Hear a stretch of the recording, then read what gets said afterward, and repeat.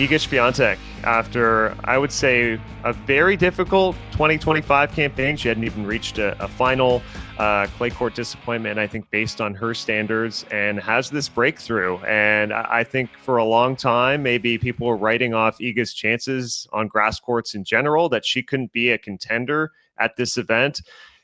Defeats Amanda Anisimova 6-0, 6-0. What a fortnight for Iga. How impressed were you with Swiatek's level of play these past 2 weeks, and maybe answering some naysayers in the process? Yeah, I was super impressed. She worked really hard to get better on grass. She'd never been past the quarterfinals at Wimbledon before, and so worked on her serve. That got better. Worked on flattening out her ground strokes. That really helped. And so those small technical changes for somebody who is already, a five-time major champion is going to produce results. And so I never count out champions, no matter what surface it is or anything. She was number one for so long. And so it was cool to see her, be able to conquer the grass, be able to win Wimbledon. Obviously she'd won as a junior, but to do it at this level was impressive. And the way she went about it was really good too. I mean, only dropping that one set to Katie McNally, who then went off and won the Hall of Fame event in Newport. So that's how well Katie's playing. Mm-hmm. But yeah, I mean, she dominated like Iga generally dominates. I mean, I'm partial to Amanda Anisimova, and having known her since she was 17 and making the semifinals at Roland Garros, I'm just so proud of her and everything she has, done along the way, and to make a major final now, enter the top 10 for the first time.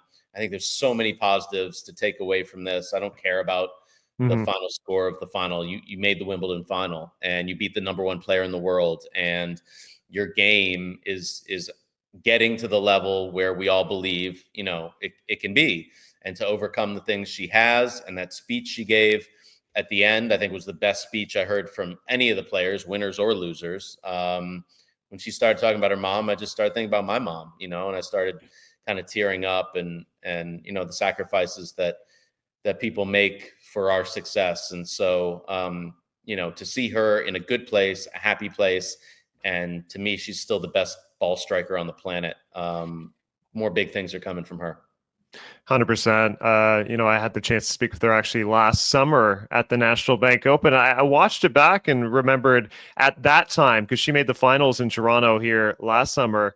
Initially, when she won a couple matches, she was just back inside the top 100, which was one of her goals, and got back inside the top 50 with that tournament. So you look how far she's come. And, I made the comparison, her and also Bianca Andreescu, just having the understanding and wherewithal of recognizing it's okay to step away from this sport if, I'm mentally kind of fatigued. And I think she was really feeling it, and someone who's been through so much to see her, not just on the right track. I mean, she's a Wimbledon finalist, as you said, and I don't really, how tennis can be. And I think we should point out, like, Amanda Anisimova is not the first player to get double bageled by Iga Swiatek.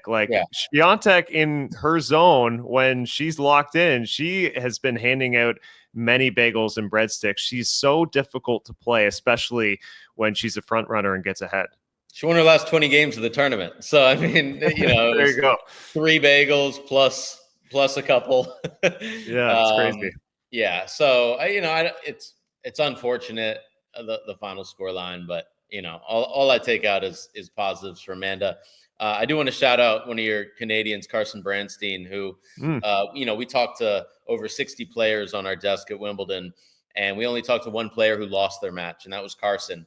And it was to tell her story, which was amazing. I mean, the fact that she was down to $26 in her bank account and started driving for Uber Eats here out in LA, just to kind of make ends meet and figure things out, and was grinding and, playing on those lower level events, and to be able to qualify and take center court at Wimbledon was a huge moment. And so it was really cool to hear that story, and certainly wish her, nothing but the best. And I think her, trajectory is definitely going up.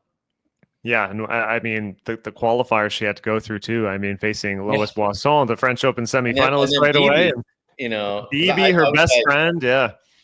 that's got to be tough too. I asked her just because, and then they're still really good friends, but knowing that they had won 2 junior slams together, and Mm-hmm. then Carson having all the trouble she had, physically, and going to 3 different colleges, and then seeing your best friend win a major at 19, that's got to be mentally tough. I mean, obviously you're happy for them, but Yes, like that's got to be really tough to see for that. sure. Um, and she said that they've been supporting each other and all that, throughout every process. And now I think Bianca kind of needs that support as well, as she tries to get back and get back to the top of the game. But yeah, to beat her, to make your first Wimbledon, that's wild. Yeah, it's an incredible story. I'll ask about Canadian Victoria Mboko as well, who, I mean, she's had a fantastic season. We just spoke with her. Mike just spoke with her the other week. Gets in here as a lucky loser and just had a terrific performance at the French Open. I mean, how high is kind of Mboko on the radar of the tennis channel, of one of these names, one of these young names to really, really watch?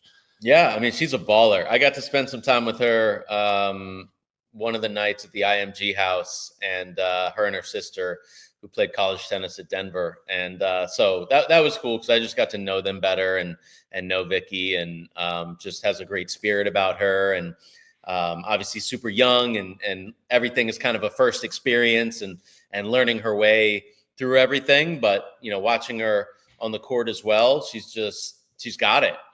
She definitely has it. Certain things need to be refined a little bit, and then just a little bit of experience as well. But she's certainly high on my radar, and I could see a big breakthrough coming this summer somewhere. Not sure exactly where. It could be at the U.S. Open, could be at the Canadian Open, but Mm-hmm. maybe Cincinnati. But she's probably. I mean, you can't put Mira in the they're like the same age, but you can't. Mira's already top Yes. 5 in the world. Yeah. But Oh, of like the teenagers that haven't made that huge jump yet, she's the next one, in my opinion. I like that. One storyline takeaway I had from Wimbledon on the women's side was just the level of great performances from some veteran players. And Belinda Bencic, who, I mean, she's coming back from, starting a family last year, and just her skill set is incredible to be able to make her second career Grand Slam semifinal after, starting a family. You have Pavlyuchenkova, who's in her 30s and still playing unbelievable tennis. And then maybe the biggest surprise of all on the list of 3 here, Laura Siegemund, who not only reaches the quarters, but really put up a fight against Arina Sabalenka. What did you make of these 3 women having such fantastic fortnights at the All England Club? Yeah, so let's start with Bencic. I mean, what an unbelievable story. I think 15 months removed from having Bella, her daughter, and I mean, the shape she's in is insane. Her game is better. I mean, she said, "I believe that I can be better than I was before," and I believe her now, Yeah. because there's no reason why not. She's still, I think, only like 27 or 29? 28. Okay, 28. And takes the ball so early. What do you need to do to win? You take other people's time away. She does that so well. She was dealing with some injuries, and I don't think anybody knew about it, but so she ran out of gas in the end. But a fully healthy Belinda Bencic, like, making the semifinals and doing what she was able to do is insane. So I think she can. Her career high, I think, was 4. So it's getting above that, and it's winning a major. And I think it can happen. We had our 9th winner in 9 years at Wimbledon. So, Yeah. Why not? Why not her? Who was the second one you said? I guess Pavs. Yeah, Pavlyuchenkova. she's like, Pavs is always around at big events, Yeah. and never goes away. And she's so fun to talk to. We had her on the desk. We talked to Belinda a few times. We talked to Nastia at least once. She's so cool. Like, she comes on the desk, I think, with a Metallica t-shirt on. Okay. And, I think Nothing Really Matters was like the song that she like had in her head or something. Yeah. And she's got like all these tattoos and she's just like super cool. I feel like half the tour wouldn't even know who Metallica is, which makes it even funnier. Yeah. She's just like a little rock star. And but she's she crushes the ball still. And I think she's underrated. She should be making quarterfinals at majors and pushing deeper because she does everything really well. Maybe I don't know why it's not a surprise to me, because I see her do well quite frequently, and she's just like a fun person to talk to as well.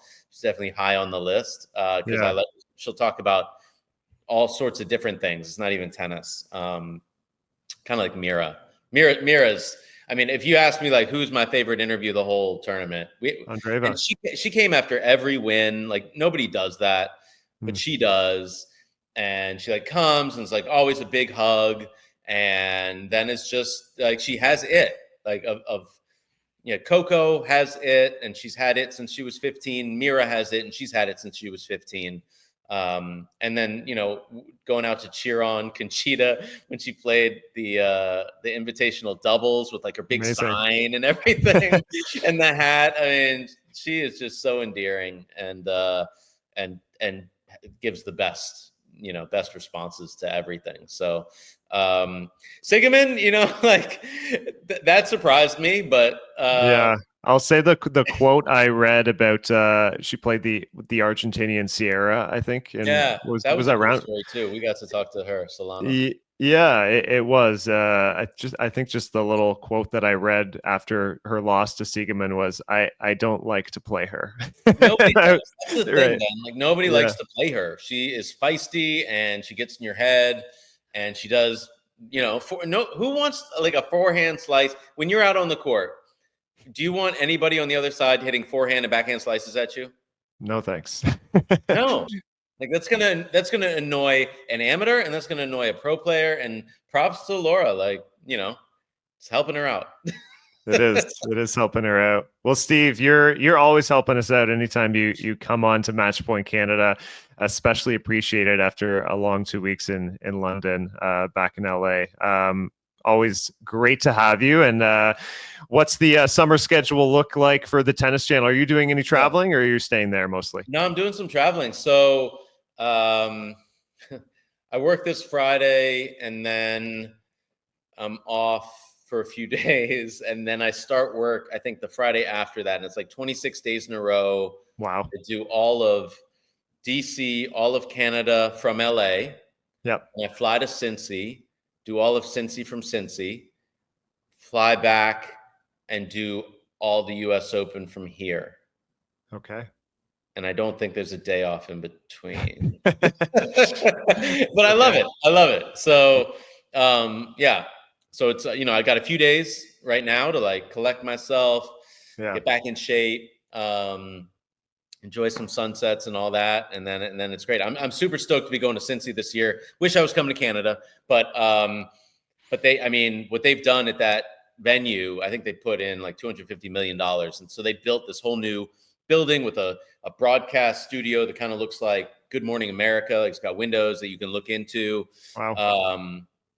So we're going to do TC Live as a pregame show for Cincinnati this year, and then be on the desk throughout all the night session as well. So that's the first time we've ever done that. So really looking forward to that, and being able to kind of, open up that new broadcast center. And then I'm actually going to San Francisco for the Laver Cup this fall. So perfect. That's, exclusively on Tennis Channel in the States. So I've loved the Laver Cup since it first started in 2017, and Roger and Rafa played doubles together, and I called that match with Paul Annacone.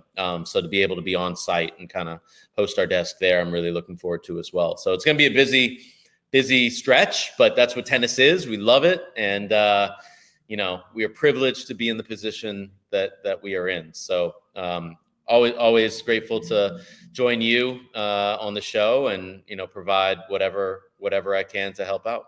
No, it's a pleasure. Your energy is infectious on the screen, and then when we watch you on the panel. So thanks so much for having me, guys. You've been listening to, watching Match Point Canada.